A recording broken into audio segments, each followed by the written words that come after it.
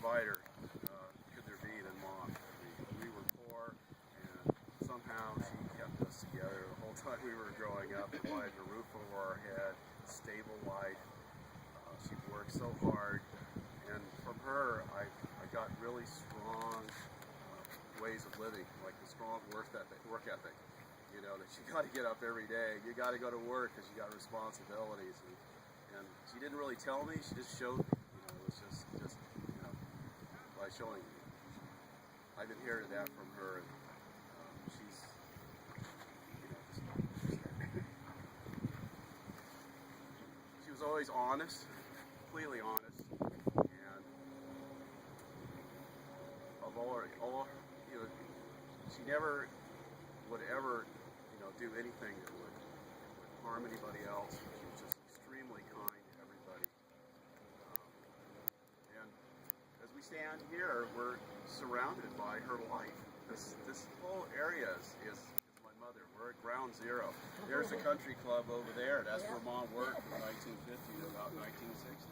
And beyond that, if you can see through those trees, you can see their beloved property at Mountain Drive. The thing that really mattered in their life.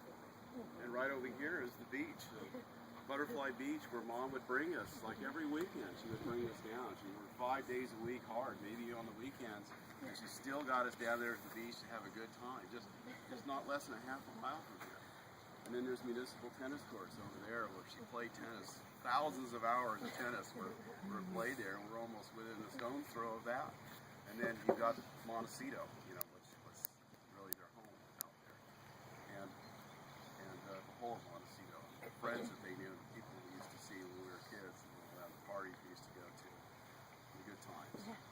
And then there's just Santa Barbara itself, you know, the town that was so beloved to my parents and Mom, and she never wanted to be anywhere else but here in Santa Barbara. This is the place she wanted to be. Gosh, I just kind of miss her tremendously.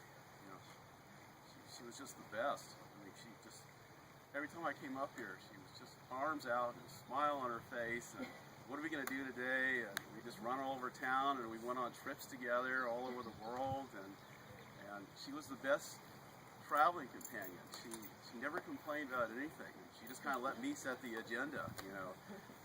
Just wherever I wanted to go, it was great with her, and she always had a great time. She always saw the good in it, and it was partly because also she saw the detail in life. She lived in the moment. She lived in the here and now. She didn't dwell on the past. You know, she could hear the birds and see the shadows of the trees and feel the wind. I mean, she loved life. She lived life to its fullest each and every day. And also her pottery. She did wonderful pottery. She did beautiful pieces of pottery. And you know, whenever she would go to a sale selling her pottery, she was the one who always sold out all her pottery. All the other women, you know, and she'd always say, "Oh, it's so crude, it's so rough." And I said, "No, Mom, that's what pottery is. It's something that's made by a craft.